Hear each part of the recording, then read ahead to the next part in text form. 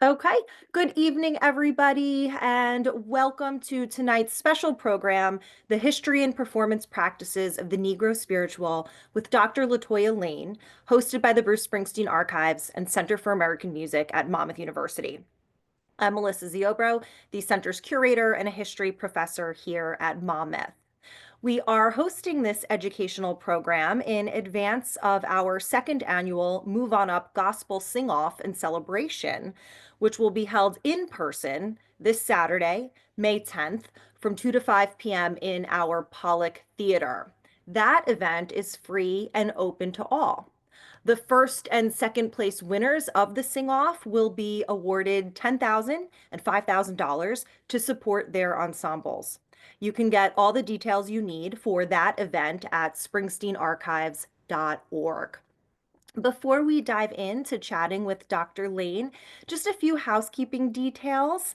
Apologies to those who attend our monthly virtual program, Conversations with Our Curator, and may hear this spiel from me again and again. But we do have a lot of new people today, given the wonderful content. So let me tell you a little bit about the work that we do at the center. We are, as I said, located at Monmouth University in West Long Branch, New Jersey. We are just a mile from the beach and up the road from famed Asbury Park.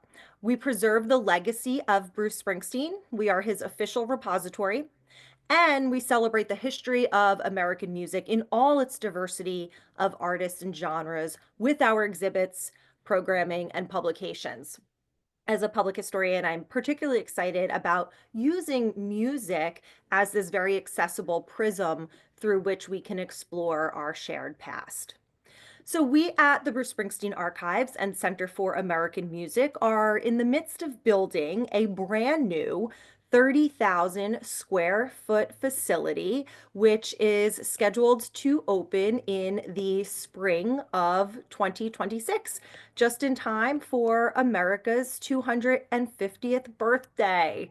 The new building will feature a roughly 250 seat theater, exhibits, an archive for research, gift shop, and so much more. And the exhibits will cover the entirety of American music history, not just Bruce and the E Street Band. It's a really comprehensive story that we aim to tell there. So can't wait for everybody to see it. You can see more about our work on our social media and, as I said, at springsteenarchives.org. You can also donate on our website if you are so inclined, because we are, after all, a 501c3. So we're always out there fundraising for both our operational and our capital costs. I'm going to put our link tree in the chat in just a moment so you can get connected with us if you aren't already. So thank you for letting me introduce us to you a little bit. Let's get back to tonight's program. Spirituals, folk songs originating from the enslaved African community, were vehicles for resistance, solace, and identity. Tonight's lecture delves into their evolution from creation on plantations to their adaptation in concert settings and their influence on modern genres like jazz and gospel. The lecture will further address the ongoing debate surrounding the performance of spirituals by non-African American singers, questioning issues of appropriation and the authenticity of dialect in performance. We are so very fortunate to have this program delivered by New Orleans native Dr. LaToya Lain, an acclaimed singer praised for her rich and captivating voice. She is also an associate professor of voice at the University of North Carolina at Chapel Hill and sings with the Metropolitan Opera Extra Chorus. Dr. Lain has performed worldwide, including in two Grammy-winning casts at the Met. At Carolina, she teaches the history of Negro spirituals, and she has created a lecture recital based on the slave narratives of the 1930s Federal Writers Project, which I'm particularly excited about because I use those interviews in many of my public history classes. But I digress. Dr. Lain has performed Narrative of a Slave Woman at numerous American colleges and universities and globally. She is currently curating and recording spirituals with the state of North Carolina's Department of Natural and Cultural History to be featured in historic sites across the state. So, again, we are so fortunate to have Dr. Lain with us today. And I was just telling her I've got to get her up to the new building when we open. But for now, virtual will suffice. So, Dr. Lain, it's all yours. Hello, everyone. Thank you so much, Melissa, for having me. This is my honor and pleasure to be here with you all this evening and to share this really, really important information that is essentially the legacy of music as we know it in our country. So I'm going to share my screen here and we can start our slide.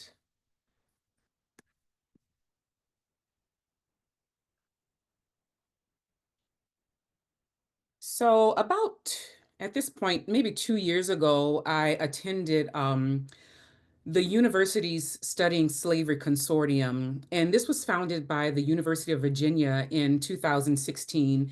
And it consisted of over 90 universities and institutions in the United States and other countries.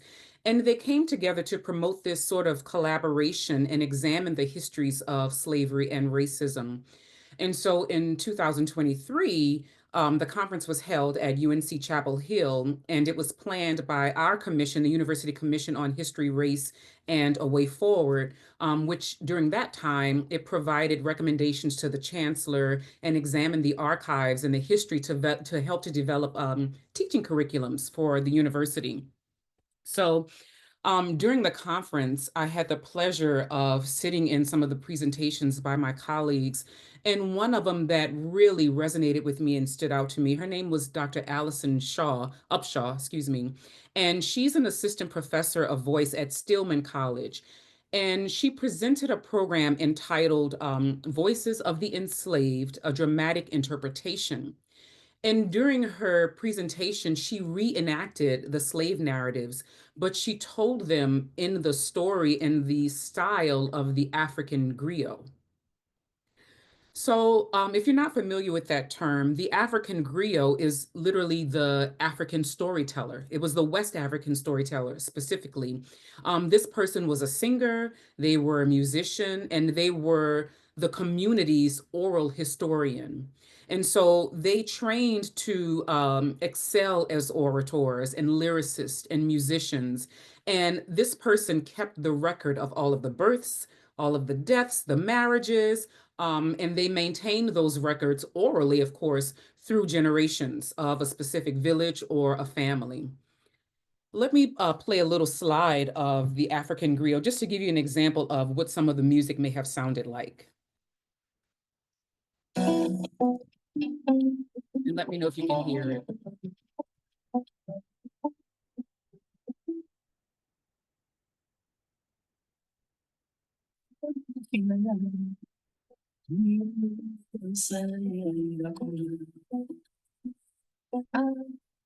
Gilibina giliala, giliala, giliala dunia.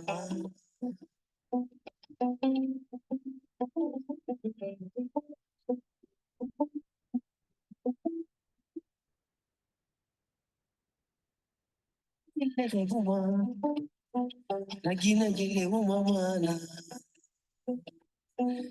Ah, tanto gilele buma, mali gile au mamana. So, according to the Journal of Pan African Studies, the Negro spirituals function in a similar way to the role of the African griot. So, the lyrics of the spirituals, they captured the pain, they captured the truth of their experiences. And in African culture, the role of the griot was to pass down the history of the people. So, what are spirituals? Spirituals are the folk songs that encouraged, they motivated, they empowered, they told the stories of enslaved peoples. They are the songs of the community. that were created around 1720 up until about 1863, 1865 by Africans who were forcibly brought to America. Using the terminology of the spiritual, it comes with much debate in music. There are several terms that we'll see in our time. You might see Negro spirituals, you might see African American spirituals, Black spirituals, and this is not to be confused with what some might have called white spirituals or hymns. But these terms were not used during slavery. So just be clear, these are sort of modern terms. Post-Emancipation Proclamation in 1863, 1865, we didn't see these terms. But what we did see in historical documentation, we saw terms like slave songs, we saw slave hymns, plantation songs, plantation hymns, cabin songs, jubilee songs, and then work songs. So the term Negro spirituals is a relatively new term that was used more in the 20th century when scholars began to do research and to refer to these particular folk songs. So throughout the 20th century, these songs have been studied, they've been analyzed by ethnomusicologists, by which are music historians, by historians and political scientists because of the connection of the music to the political idea of slavery. So much information about slavery and about the enslaved African and their daily lives were found in the spiritual. So these songs have now been considered a form of artifact, parts of artifacts, cultural artifacts, historical documents, if you will. They're considered folk songs and music that is representative of the belief and the customs of a particular people, of a community in a cultural expression. And these songs, like folk songs as we know them, are sustained over a long period of time and they're passed down from generation to generation. So that's exactly what spirituals are: traditional music that represents the customs and the beliefs of a community. So the spiritual is the voice of the African ancestors. They have given a cultural historical assignment to the African diaspora, if you will. This is the thing that came out of the African diaspora that changed music forever. And just as Melissa and I were kind of talking about before the class started, all American, every genre of American music that we know is traced back to the Negro spiritual. So why are they called spirituals? Um, we have the connection of the religious and the Christianity, the sacred, the holy, the divine themes within these songs, because the lyrics were based often on what the enslaved Africans learned about in the Bible, what they learned in church from the pastor. And so keep in mind, slaves weren't allowed to have their own church. They sat in the balcony of their masters' churches and, mostly listened to sermons about what it meant to be a good slave. But at night, they would then have their own church where they would sneak into each other's cabins and begin to tell the stories that they learned from the Bible. And if one of them happened to be able to read, even more information could be shared about the Bible stories. So there's this aspect of the songs that the slaves created to interpret and shared what they learned in the Bible through their own lenses, through their own experiences, so that others in their communities would be better able to understand.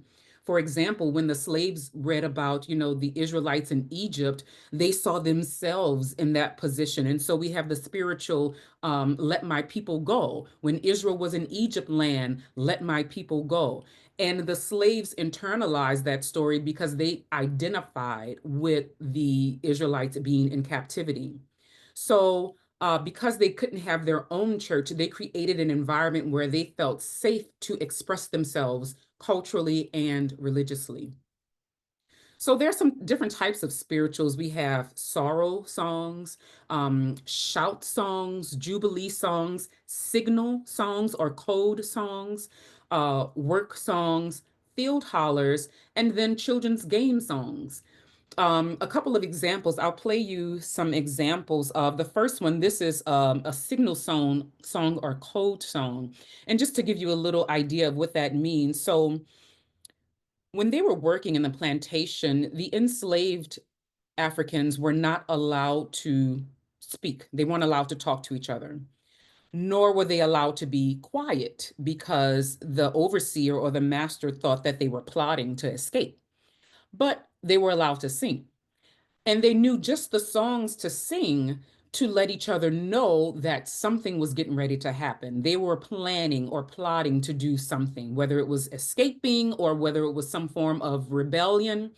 And so one of the most popular songs was Wade in the Water. And I'm sure many of you are familiar with that tune. When the master and overseer heard Wade in the Water, they were assuming that the slaves were talking about the Jordan River. That's the primary body of water that we talk about when we're dealing with the Israelites. But they were actually talking about the Ohio River. And they were talking about getting over the Ohio River, the Mason-Dixon line, into Cincinnati. And they knew that if they could wade in the water, the dogs would not be able to smell them. So they would sing this song as a way of encouraging and informing each other of what the next plan is. Let's take a listen to a little bit of Wade in the Water. One moment. Oh, there we go.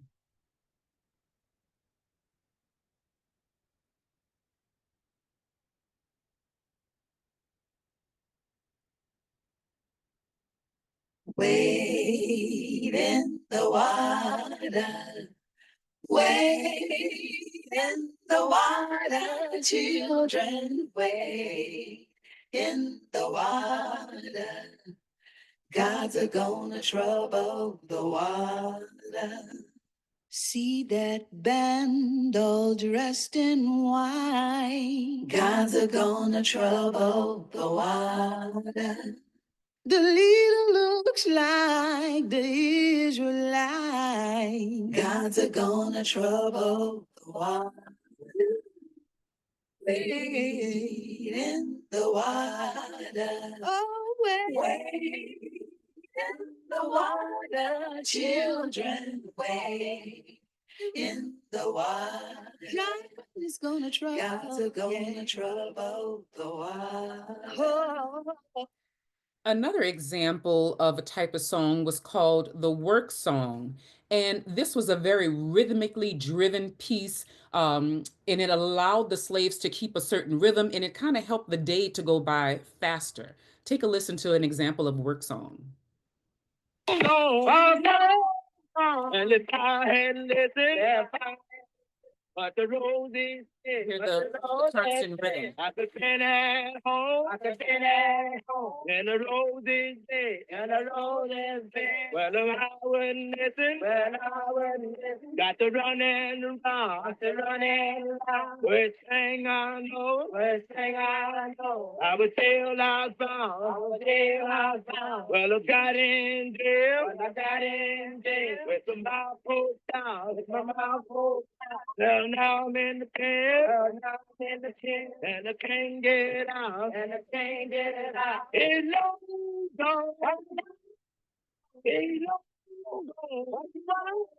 And I love this image because it shows us, this is actually from Western North Carolina, but the legacy of the work song continued even post the institution of slavery, where Black Americans who helped to build the railroad system and connect the states of this country, they continued using that music as a form of rhythm to work together and to pass the time.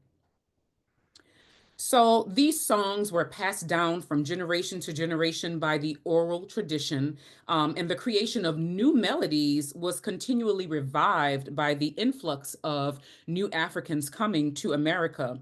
And so the music was marked, one of the primary characteristics of the spiritual during that time was improvisation.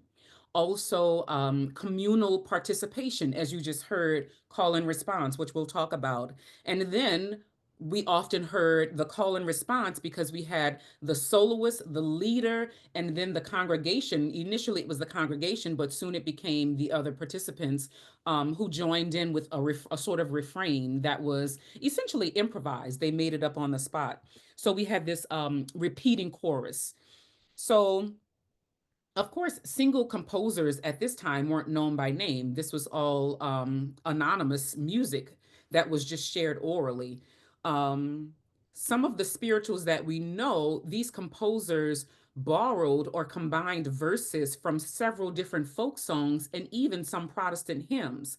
And they often rephrased them using their own words. So almost always the melodies were original. They were not just borrowed from popular tunes or existing hymns.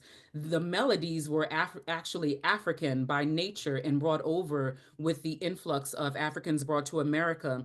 So some spirituals were literally improvised and composed on the spot. So the preacher would be in the act of preaching, and then the congregation would shout and chime in, "Yes, Lord, Amen, Hallelujah." And then often these spirituals started finding accompaniment with the hand clapping and the foot tapping and the stumping, because we have to remember drums weren't allowed when the enslaved Africans came to America. One of the things that was taken from them was their drum. The drum was used as communication. It was a language that each tribe had their own language, and they understood when certain rhythms were played on that drum and the way the drum was used, it was literally speaking. And the overseers and masters knew that. And so they were not allowed to play the drums. So you can hear the elements in many of the modern spiritual arrangements, the African polyrhythms and the cross rhythms in the spiritual. So when we talk about the Africanisms that are in the spirituals, we're talking about the drums and the rhythms. We're talking about the hand clapping. And then at this point, because they couldn't use the drums, they started using their bodies. And so then we have, I know you guys have heard of ham bone and that kind of thing. That literally came because the drums were taken away. So we had to make rhythm with our bodies.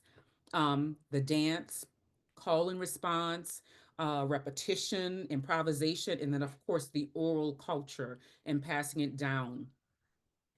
So, the categories of the spirituals, we talked about the sorrow songs. So, within those, we're dealing with the unhappiness, exile, longing, loss, disappointment, great grief and sadness. All of these things came into play when we talk about the sorrow songs. And then there were songs of consolidation and faith. There were songs of resistance and defiance and deliverance. And we saw those songs become really popular in forms of protest, namely during the civil rights movement. Songs of jubilation and triumph, dealing with freedom and the emancipation, songs of judgment and reckoning, songs of transcendence, and songs of spiritual progress. So, over the centuries, these songs have developed from just being representations of musical life on the plantation for enslaved Africans into now they are performed and arranged by classical composers who are trained in the Western European tradition of composition. These songs are now appearing on the world's concert stages. So, let's establish a little bit of a timeline here. Up until 1619, and then from 1641 to 1863, and sometimes I say 1863 or 1865 because we talk about 1863 is when Abraham Lincoln signed the Emancipation Proclamation, but 1865 is what we celebrate for Juneteenth because the news of the emancipation, it took 2 years to get to Texas. So that's one of the reasons why I often refer to 1865 because that was a monumental year for many Black Americans. And so from about 1641 to 1865, this could be considered the foundation in the development of the spiritual. Around 1720 is when we have scholars who believe that the folk melodies were being created and they became known as a spiritual around this time. So the ring shout, the field holler, the work songs, now we're starting to assign names to this music. Here's an example of the ring shout. I'm going to stop my share for a minute because I'm going to pull up a video courtesy of the PBS website.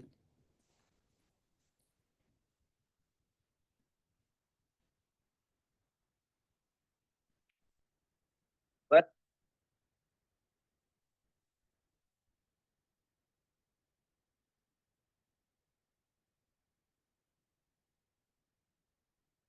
Okay.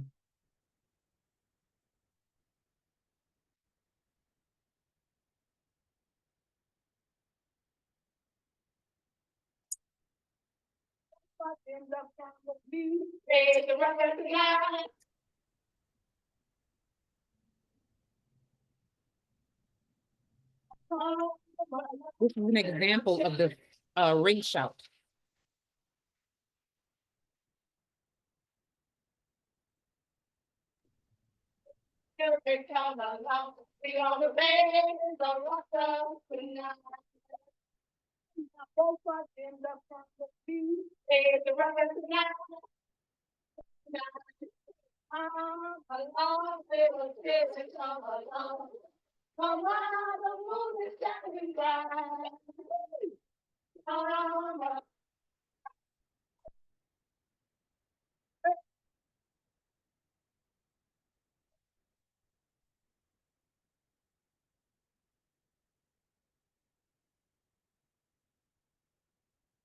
So that's our example of a ring shout. And what I love so much about it, I'm from New Orleans, born and raised, and the culture has over centuries found the roots and the foundation, and it's continued even till this day. In New Orleans, we have in Louis Armstrong Park, which is called Congo Square, where enslaved Africans were allowed to gather. And it was literally the only place in the city where the masters would allow the slaves to gather. And there they participated in the ring shouts and shared music and stories.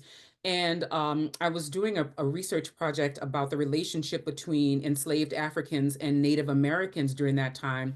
And I learned about my own city that in Congo Square was also where many of the Native Americans would gather. And that was the opportunity for the enslaved Africans and the natives to form bonds and relationships. And we have a very large population of descendants of Native Americans and Africans in New Orleans, and they continue their traditions with the what we call the Mardi Gras Indians, who come out every year and on St. Joseph night. So it's a wonderful culture. If you have an opportunity to read about it, it's quite fascinating. So these lyrics are rooted in theology, sociology, and philosophy of the enslaved Africans. And it's a combination of all of their experiences from which the music was born. So the 1750s is where we started getting scholars and ethnomusicologists who started recording the spirituals being performed and keeping a record of actual enslaved people singing the spirituals. So now we're starting to have a way to pass it down orally and not just, or recorded and not just word of mouth per se. I'm sorry if you can see that.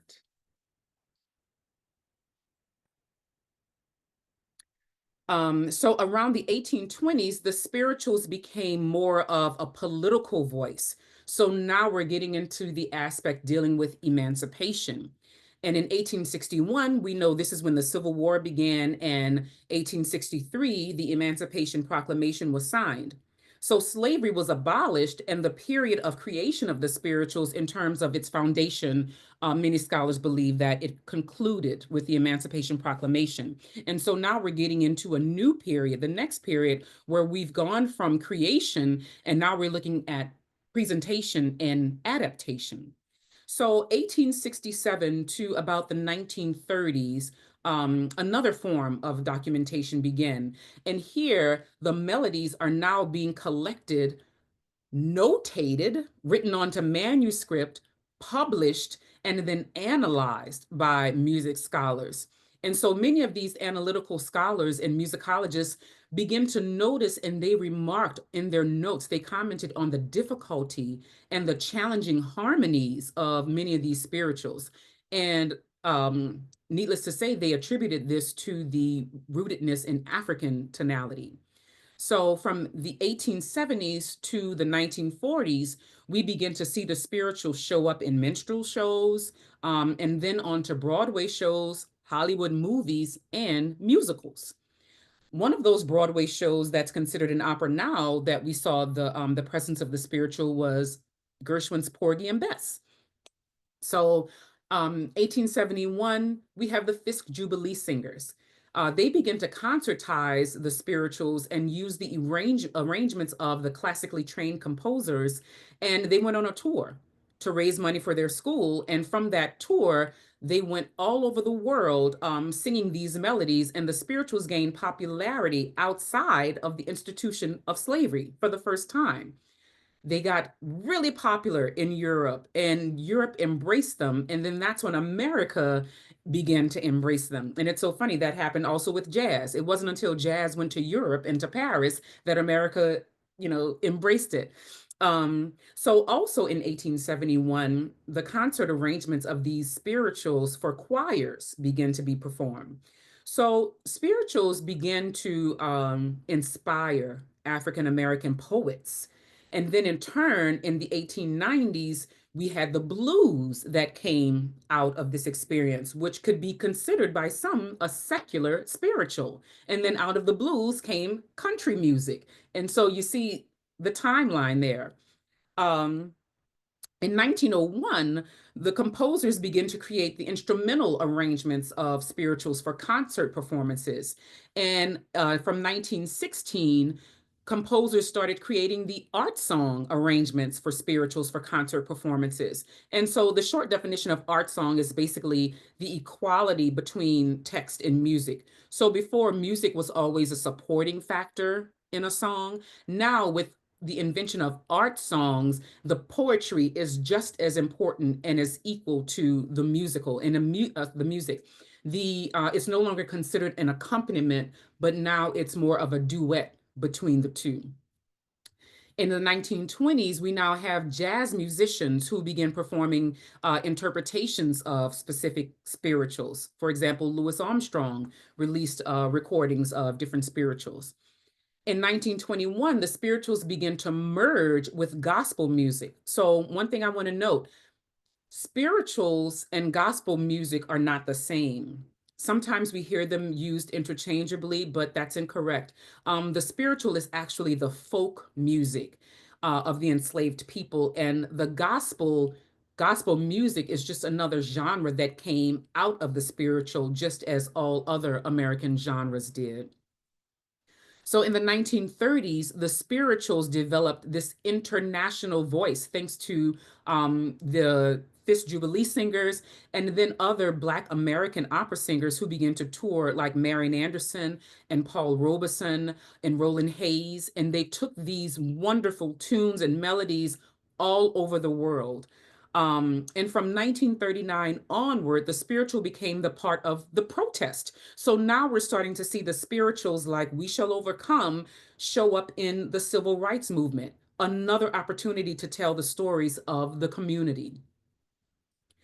The 1960s is where we begin to see even more of the professional, the amateur, the university-based choirs begin to flourish in singing the spirituals. And from that time, we get to see the new documentation emerge as African Americans begin to reaffirm and affirm our heritage through the music.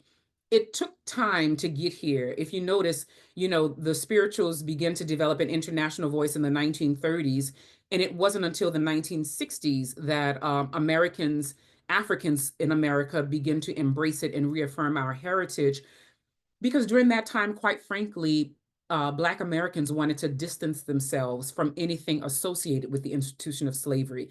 And that unfortunately included spirituals. So many stayed away from performing them. They didn't want to hear them. They didn't want to associate with them. You saw more of the hymns being performed in the Black church and gospel music, and rarely were people performing spirituals until about the 1960s. I mean, in fact, even till this day, my parents, when I was performing at the Met in Porgy and Bess, my parents came to see Porgy and Bess, and we had this conversation about the number of Black people in the audience and embracing this music, and why is it that we don't see large numbers of Black people coming out? We do now, but there was a time when, Black people still, even in the 1980s, were distancing themselves from the spiritual, but now there is a huge upward movement. The trajectory of it has grown, and all cultures have, quite frankly, embraced this music, knowing that this is the foundation for all American music. So let's talk a little bit about the different types of spirituals. So some of the common themes that I mentioned before, we were talking about the longing, um, themes of freedom, justice, release from suffering, heaven, rebuke, the call for help. Of course, there's the presence of the Old Testament stories. And of course, there is hope for better. There are primarily three musical styles. And so, as I mentioned before, the first and probably the most popular one is the call and response. This is where the leader sings a line and then the group of people respond with the refrain. Let's take a listen to an example of a call and response. Dr. Lain, I just want to make sure you know that we're still seeing the PBS screen. Oh, sure. Okay. Perfect.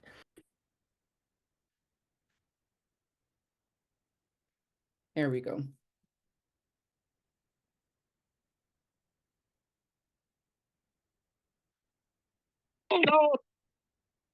So here's an example of call and response. Never leaves me alone. Everywhere I turn, there's an angel there. There's an angel there. Everywhere I turn, there's an angel there. There's an angel there. Everywhere there's an angel there. There's an angel there. Ooh, 'cause my God, He never leaves me alone. He never leaves me alone. So, like you just heard, the call with the soloist and the response from the congregation. Another style has the long and slow phrases, and the text is usually sorrowful in nature. This is the great baritone Robert McFerrin, who's actually Bobby McFerrin's dad, and he was a celebrated opera singer at the Metropolitan Opera.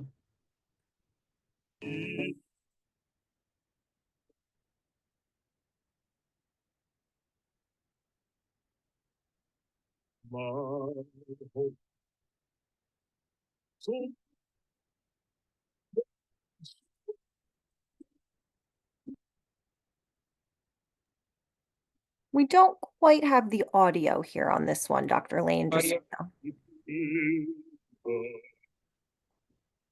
Let's stop share and we'll try that one more time.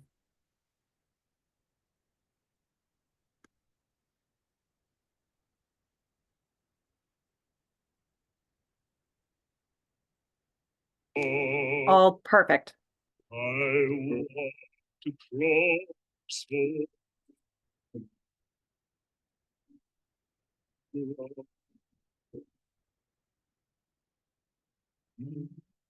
And so just to note about, I'm sure you all are familiar with Deep River, one of the more popular spirituals. So My Home is Over Jordan. Of course, once again, the masters and overseers thinking Old Testament, Jordan River, and Deep River is actually about the Ohio River. I want to cross over into Campground, meaning Cincinnati, over the Mason-Dixon line. So Deep River is another example of a code song. And lastly, the third style has the fast syncopated rhythms, very segmented short phrases, quick tempi, rhythmic motion, and the words are occupying the secondary role and the rhythm is the primary feature.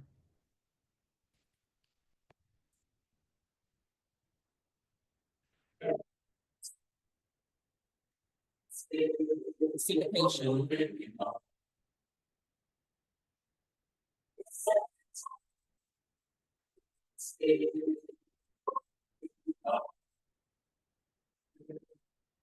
up on the mountain, and smoke. But this mountain far and small. Looked all around me, it looked so fine. Till last man, Lord, it all was one.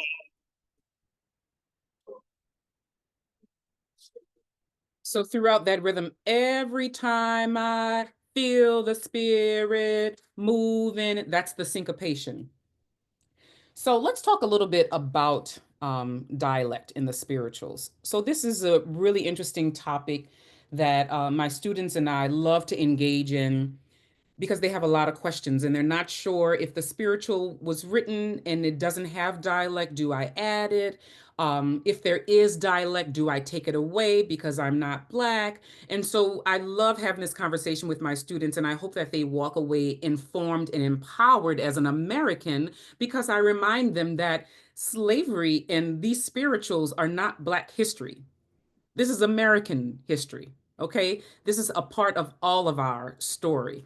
So, looking a little bit at the dialect, dialect is defined as a regional variety of language, which is distinguished by pronunciation, grammar, or vocabulary, and especially a variety of speech differing from the standard literary language or speech pattern of the culture in which it exists. So, diction is defined as the degree of clarity and distinctness of pronunciation in speech or singing. So, another word for enunciation. So, dialect addresses what's spoken, and diction examines how you pronounce it. And Eileen Gunther's, in their own words, Slave Life and the Power of Spirituals, she says, as the slave trade tore ancestral communities apart, slaves living on the same plantation increasingly had no common language, contributing to the loss of the original African languages. The Gullah language, spoken today on the islands of Georgia and South Carolina, is actually the speech currently most closely related to African languages of origin.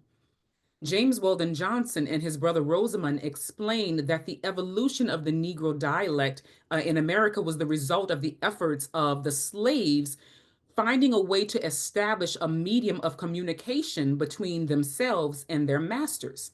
And in so doing, they gradually moved away from their original languages, formulating this phonologically and grammatically simplified English that elided all of the harsh and difficult sounds and eliminated the secondary moods and tenses. You know, oftentimes we mock people who aren't Native American English speakers because of the way that they have formulated the language into one that they can embrace with their tongue and be understood and understand it. But it's quite profound and scientific, especially the way, you know, we talk about Ebonics. This created language, if you will, has continued to be a part of this culture as Americans for centuries. And so it's you know, in my opinion, quite genius that they were able to take many words and drop certain syllables or certain consonants, combine words so that, you know, kind of like in German, you know, you take two words and put them together like kindergarten because you don't want to take up too much space. And so that's the kind of same thing that Black Americans had to do, finding a way to combine the shortest amount of time to say the most, to have the most meaning in your conversation. So some syllables are clipped at the end of the word, as you can see in some of these examples, and some of the vowels were lengthened. The gender cases, the tenses, none of those things were distinguished. The singular and the plural pronouns are distinguished, particular I and we, particularly, excuse me. So, for example, one of the things you'll notice is the vowel O or open aw were used interchangeably. For example, God turned into more of a God because that was what was familiar in terms of how they used their tongue. Dropping the final syllables for the word, for example, not the final syllable, but the final consonant. Instead of pour, we say po. Instead of river, it's river. Instead of sinner, so the sinna, all of the final R sounds will be dropped. Final T's, instead of almost, it's almost. Instead of built or build, it would be bill. One of the things also is the combination of words. So instead of I is, which is I'm, it becomes I's. Okay. And she goes on to say that over the years, there's been much debate about the extent to which dialect should be preserved in performance of spirituals today, whether the use of the dialect could be perceived as demeaning or whether its elimination could be perceived as demeaning. It's a huge debate. And some musicians, including the Johnson brothers, as I mentioned, Anton Armstrong, or one of our celebrated um, conductors and composers, Andre Thomas, who is a retired faculty at my alma mater, Florida State University, and numerous others have argued for the retention of this dialect because they believe that it's an integral part of the historical authenticity of the song. And so the dialect, it has its own beauty and its own power. It strengthens the listener's connection to the originators of the spiritual by conveying the thoughts of the originators in their original language. And so, I want you guys to take a moment to think about your own opinions on it. Um, when dealing with non Black people singing spirituals, particularly as white singers, and how you may have any biases or how you feel towards hearing that singer using the original dialect. And so, I mean, the main question they would ask is, do I have permission? Everybody is wondering, is it okay? Why is it important that whites sing spirituals or promote spirituals or talk about spirituals or have these conversations? Um, According to the Journal of Blacks in Higher Education, nationwide, there's only 6% of Black students who graduate who earn bachelor degrees in music. Only 6% of all bachelor degrees were earned by Black students. So, since Black Americans represent such a very small percentage of all classical musicians, if we are the only demographic performing music by Black composers, what does that do to the rate of inclusion and representation? The art form will remain stagnant. There are many universities across this country that have no Black faculty, that have no Black students. And unfortunately, the singers in that music department will probably not get to hear Negro spirituals in person unless they bring a guest artist. But that doesn't have to be. In order to reinvent and reshape and reinvigorate the musical canon, all races must be active participants in promoting and ensuring the longevity of this art form. For example, many believed that spiritual should only be performed by Black singers. Lauren Plant, in singing African American spirituals, reflecting on racial barriers in classical vocal music, he said that spirituals are not exclusively written for African Americans to perform, but are written to express the perspective of the African American experience. This gives assurance to non-African Americans to perform spirituals in conjunction with the standard repertoire within the canon of classical vocal music. And he goes on to argue that singing spirituals can create a pathway to understanding. It creates this pathway to understanding our nation's racial legacy through sharing the joys, the pains, the sorrows, while not painfully forgetting or fearfully ignoring them. Sometimes we think not talking about it will make it better. History will repeat itself. And so when I teach a opera workshop class, I like to challenge my students. I want them to pull from their own emotions. I want them to reach deep inside and find the emotion that's connected to the storytelling. So whether they're talking about, for example, someone who has lost a child, many of the students, my university students have never had children, but they can recall on the emotion of loss. They can recall on the emotion of suffering, of longing, of grief. So we all have those experiences that we can relate to.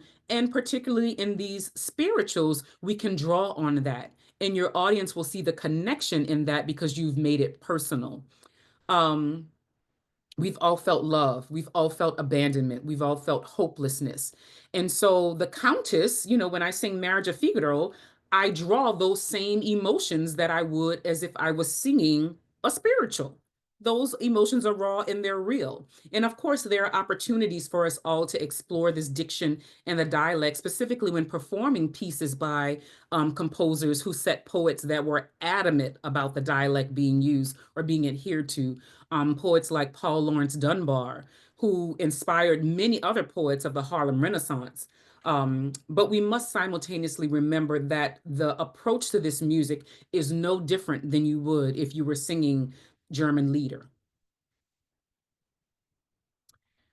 So, what are some of the things that we might be afraid of? And I want to make sure I do leave a few minutes for some questions. So I'll say this really quickly. Um, People have stayed away from the spiritual in terms of performance, in terms of embracing it because of their, the fear of appropriation, the fear of not having enough knowledge about the history, or the lack of resources being able to access the music, especially on, a college campus where the library may not have scores. The lack of exposure to the repertoire because there may not be someone in your department who's performing this music. The fear of the dialect, as we just mentioned. Um, Not understanding the performance practice behind the music, needing permission, fear of not creating a meaningful experience. And then also there's a fear of not wanting to uncover your own personal biases. Randy Jones, who wrote So You Want to Sing Spirituals, a guide for performers, she highlighted many of the same apprehensions that white musicians may confront when considering performing these spirituals. And so the first perception addressed is that African Americans have discouraged whites from singing spirituals because of the concern that the songs are not giving the respect they deserve. And so she detailed how in the 19th century we were dealing with the blackface minstrels, and they combined the African American folklore, for example, the music, the oral histories, the jokes, the beliefs, the stories, the customs, along with spirituals to depict African Americans as illiterate, as second class, as unworthy of cultural respect. And so that attitude and that energy translates throughout our history. And so now in the 21st century, the disgrace associated with Blackface minstrel shows, unfortunately, has a link to the music of Black Americans, and it continues to permeate throughout our art form. And so we see this direct influence of this often, sometimes, and most times subconsciously in the attitudes performing African American art song. So I would encourage you, I am encouraging you to embrace this music the same way you would embrace something that is not of your culture. We listen to things that don't belong necessarily to our culture of origin all the time. We embrace them, we learn about them, we research them. And if you find interest in the foundation and understanding the background of American music, this is where you start. If at any time you want to, have a conversation with me or ask questions, I would invite Melissa to share my email and contact information. I would love to engage in this conversation with you all, but I want to leave a few minutes if anybody has any questions or want to make a comment, and we can talk. This was just fabulous. Thank you so much, Dr. Lain. I mean, you are just so very knowledgeable, obviously, and so very engaging. Like I said, I can't wait to get you up here to New Jersey. We're going to get you here in person one of these days. If Sure. anyone has a question for Dr. Lain, you can drop that in the chat and I would be happy to read it for you. Or you are welcome to unmute yourself and ask a question. We've got lots of great feedback, just thank yous and kudos in the chat here. One question I will ask while folks are perhaps looking for the unmute button or typing their question. You talked about how eventually, right, ethnomusicologists, they start recording the music. The music eventually starts getting documented. But do you suspect that many of the spirituals were lost to time? Oh, yes, absolutely. In the Library of Congress, there are estimated about 1,000 melodies, and some scholars believe there are over 6,000 melodies that Oh, we will never get to hear. wow. Wow. Incredible. Melissa, can you hear me? Yes, Mr. Tarleton, you're up. Go ahead. Thanks. Dr. Lain, thank you for a fabulous presentation. Absolutely fabulous. I would have never seen it if it hadn't been for Melissa. Uh, this is more of a comment than a question. When I retired and went into teaching in 1992, I had the opportunity to teach at a high school in Atlanta, Benjamin Banneker High School. And they have a marvelous music department. A lot of their students were recruited by Morehouse College. And I wanted to let you know that my first experience with an African griot was on the campus of Morehouse. It was absolutely fabulous. You brought back some great memories. Thank you again for a fabulous presentation. My brother is a Morehouse alum, and nobody is prouder than Morehouse Tigers than those Oh, alumni. yeah, and you cannot help but snap your fingers and stomp your feet whenever Morehouse starts playing. Yes, that's right. And I live only about an hour south of you. I'm going to come up someday and listen to you perform. I promise you. Oh, wonderful. Check our website. They post our recitals, and I'm performing next school year. So hopefully you can join us. I will absolutely be there. Amazing, Thank you amazing. again. Thank you. Thanks, Jim. So I was jotting down all of these notes, and one of the things you said is that every genre of American music that we know is traced back to the Negro spiritual. Can you just comment on that a little bit? I want to make sure if people take nothing else away from tonight's program, that that's cemented in their brains. Yes, think about the lineage if you wanted to look at it as if it, was a family. We start with the melodies and the texts of the Negro spirituals that were based on the suffering and born out of a community of people.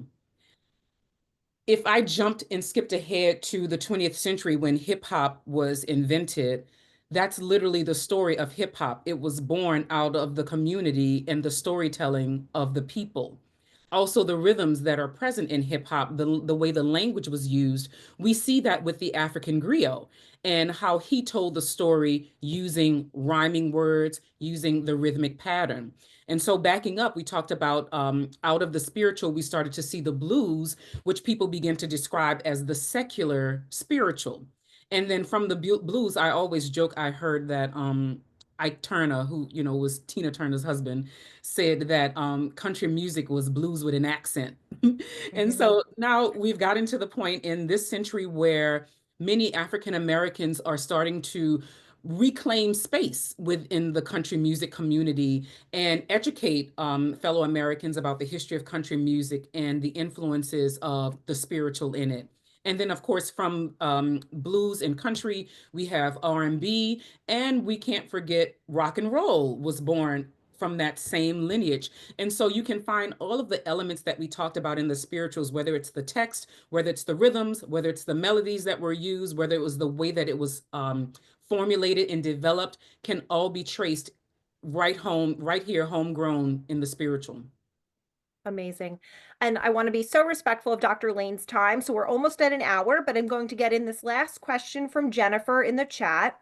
And Jennifer asks, how would we, or what would be, the best way to combine proper, in quotes, or more classical singing techniques like clear vowels, enunciation, diction with the native dialect of words? Oh, Jennifer, that's a wonderful question. The main thing I would suggest is focusing and leaning in on your same vowel shapes. So even though the vowel may be colored, for example, God, and you're saying GAWD, like with an open O, you're going to create that same space the way you would as if you were singing German or Italian or French chanson. So you're going to lean into the way you're shaping your tongue, embrace the vowel, and be confident in it. Sometimes it feels like we're apologizing when you're trying to embrace the dialect. But one of the main things that you want to do, I think 80% of it, is approaching it with the confidence that I've done this research. I've listened to reputable singers. I've listened to all of the greats, the Marian Andersons and the Paul Robesons and the Roland Hayes, and I am informed. You want to be an informed performer. So thinking about your classical technique, that's not going to go anywhere. You're going to use the exact same way that you're breathing, your exact same support, expanding, feeling the expansion below the rib cage, the displacing of the internal, or you're going to feel all of that exact same bel canto technique when you're singing the spirituals. Interestingly enough, that's one of the things that the Fifth Jubilee singers brought as they begin to tour, because they were singing this in a classical style. They were trained singers singing this in a way that was informed. And so it kind of separated them from what people were used to hearing or what they had heard about spirituals as being untrained, the folk song, people who didn't have musical background and experience. And now we have these people, with professional caliber voices performing this music, and they did it with an informed technique.